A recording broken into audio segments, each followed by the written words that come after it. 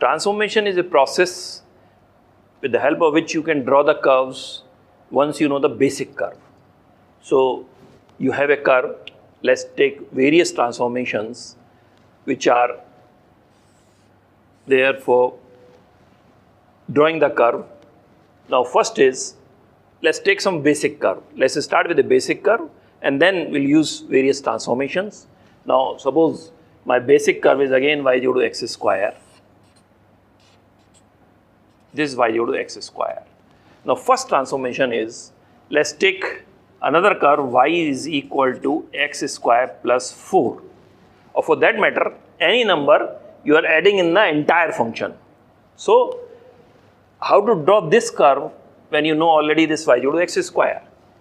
Now what you should do is, you take the entire curve 4 units above. So your new curve will be, if this is y4, then my new curve will be like this. So that is y due to x square plus 4. This is the first transformation, which is transforming the entire curve above. Now suppose that's my first. Another transformation is, let's say y is equal to x square minus, let's say 3. Now when I'm saying that y is equal to x square plus 4, that 4 may be any number. This is just an example. You can have y is equal to x square plus 2 also, y is equal to x square plus 5 also. So your curve is pushed above that many units. Now if y is equal to x square minus 3, then what will happen, the second type of transformation? If you know about a curve, basic curve, then y is equal to x square minus 3 means you pull the curve below 3 units. So your new curve will be like this. So this is my curve, y is equal to x square minus 3. And again, when I'm taking minus 3, it can be any number, but with a negative sign.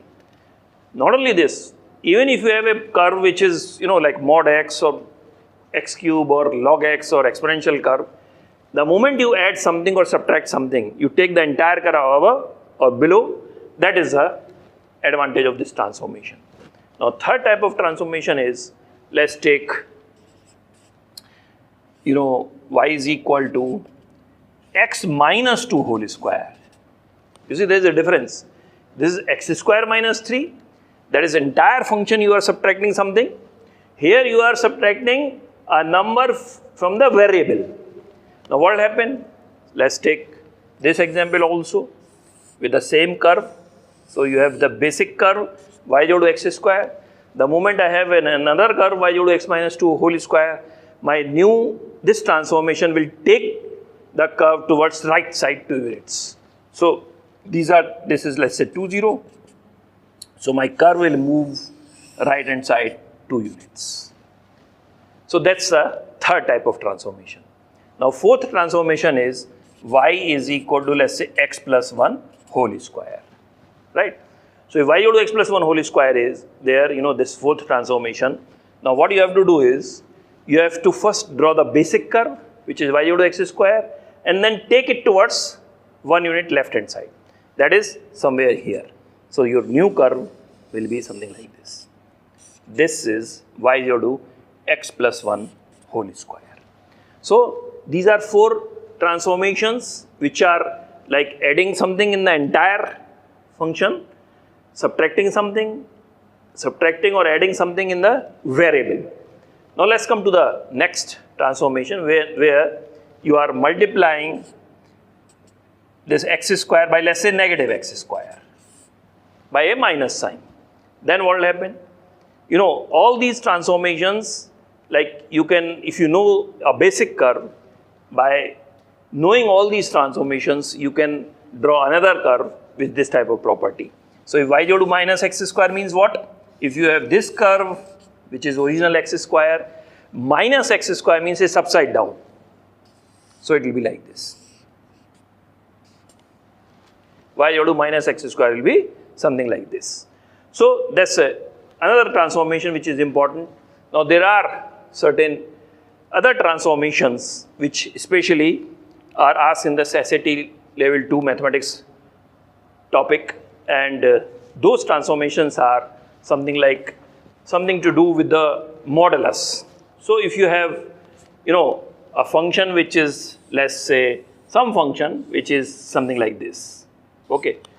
Now this is some function, And the question is, if this is your y0 to fx, what will be y0 to modulus of fx?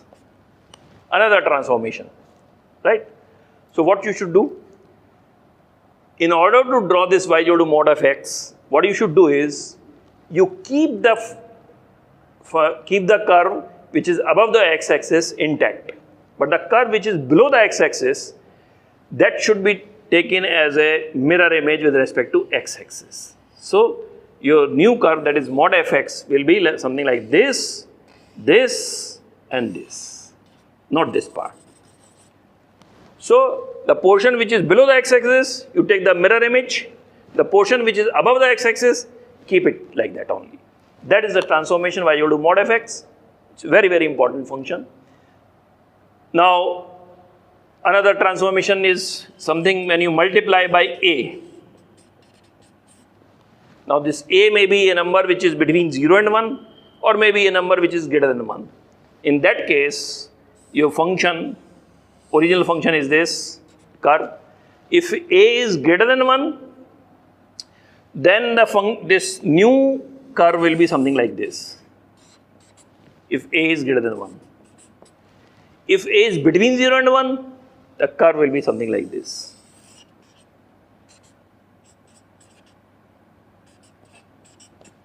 If a is negative, it will be upside down. So these are few transformations. Once you understand all these transformations, any basic curve can be transformed by using these transformations.